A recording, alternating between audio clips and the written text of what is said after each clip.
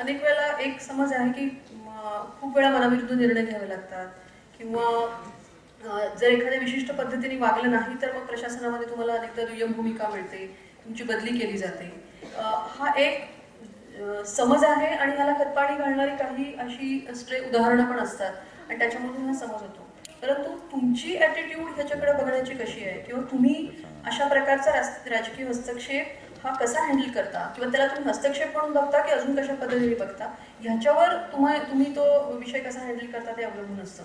मला स्वतःला असं वाटतं कुठलंही गव्हर्नन्समध्ये, प्रशासनामध्ये प्रशासकीय अधिकारी आणि लोकप्रतिनिधी ह्या एका नाण्याच्या दोन बाजू म्हणा किंवा एका गाडीची दोन चाकं म्हणा, पण कुठल्या ना कुठल्या पद्धतीने ते एकमेकांशी संबंधित असतात. कोणी एक व्यक्ती हा निर्णय घेऊ शकत नाही. म्हणजे MD Mumbai metro rail corporation म्हणून मी त्याचे प्रशासकीय प्रमुख असले तरी ह्या सगळ्या मेट्रो प्रकल्पाची सगळी 100% जबाबदारी माझ्यावर आहे किंवा ते निर्णय घेण्याचं स्वातंत्र्य मला आहे असं नसतं. कारण ही एक सिस्टीम आहे. त्या सिस्टीममध्ये प्रत्येकाची आपली आपली एक जबाबदारी आहे आणि लोकशाहीमध्ये तर जसं प्रशासकीय अधिकाऱ्यांची एक जबाबदारी असते तशी लोकप्रतिनिधींची जबाबदारी असते.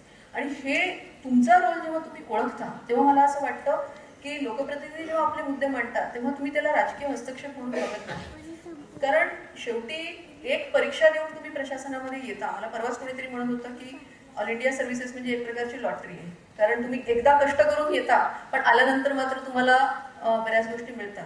कदाचित असेलही तसं, मी स्वतः नाही मानत. पण जर तुम्ही राजकारण्यांकडे बघितलं, लोकप्रतिनिधींकडे बघितलं, त्यांना मात्र दर 5 वर्षांनी त्या पब्लिक मॅन्डेटला सामोरं जावं लागतं, ते प्रूव्ह करावं लागतं.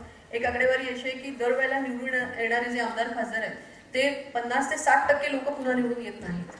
मग अशा परिस्थितीमध्ये त्यांना त्यांची एक भूमिका असते आणि ते लोकांचं मॅन्डेट घेऊन आलेले असतात. त्यांना जो आवाका असतो, त्यांना लोकांच्या भावना ज्या कळतात त्या प्रशासकीय अधिकारी म्हणून तुम्हाला समजतातच असं नाही. त्या समजून घेण्याचा प्रयत्न केला पाहिजे पण समजतातच असं नाही. तुम्हाला नियमांची चौकट माहिती असते, त्यांना त्यांचं काम करून घ्यायचं असतं. अशा वेळेला तुम्हाला ते जे काही सांगतात किंवा त्यांच्या ज्या अपेक्षा आहेत त्या नियमांच्या चौकटीमध्ये बसवून करायचे असतात आणि ह्याच्यामध्ये काही वेळेला संघर्ष होतात. अशा अनेक संघर्षांना मलाही पूर्ण कारकिर्दीत तोंड द्यावं लागलेलं आहे. परंतु ते कधीच विकोपाला किंवा टोकाला गेले नाही. असं कधीही झालं नाही की हे एका लोकप्रतिनिधीबरोबर भांडण झालं म्हणून मला माझा निर्णय पूर्ण बदलावा लागला किंवा त्याच्यामुळे मला काही त्रास झाला. कारण मी स्वतः असं मानते की कुठलाही निर्णय ही ती एक प्रक्रिया आहे. त्या प्रक्रियेला पोहोचायचं असेल आणि तो निर्णय तुम्हाला योग्य वाटतो पण लोकप्रतिनिधींना काही कारणाने तो योग्य वाटत नसेल तरी आपली जबाबदारी आहे की तो निर्णय योग्य आहे त्यांना कन्व्हिन्स करणं आणि हे कंटिन्युअस डायलॉगमधून शक्य होतं.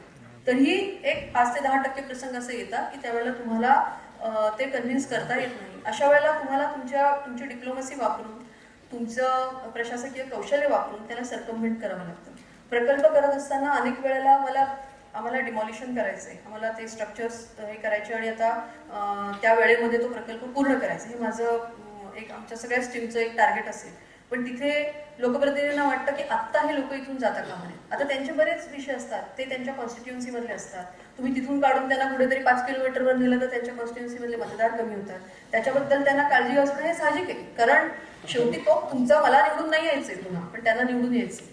त्या लोकांना तिथून मनाविरुद्ध जर नेत असेल तर ते त्यांची तक्रार घेऊन आमच्याकडे येत नाही, ती त्यांची तक्रार घेऊन लोकप्रतिनिधींकडेच जातात. तेव्हा त्यांना त्या प्रश्नाची सोडवणूक करायची असते. अशा वेळेला जर तुम्ही एक अडेलतट्टूपणाची भूमिका घेतली की हे मी आता मला माहित नाही, मला हा प्रकल्प मला या डेडलाईनला पूर्ण करायचा आहे आणि मी आता काही झालं तरी हे डिमॉलिशन करणार, अशी भूमिका घेता येत नाही. ती जर घेतली तर मग असे कटू प्रसंग येतात आणि मग त्याच्यातून कदाचित खूपच मार्ग नाही निघाला, डेडलॉक झाला तर कोणाला तरी एकाला जावं लागतं.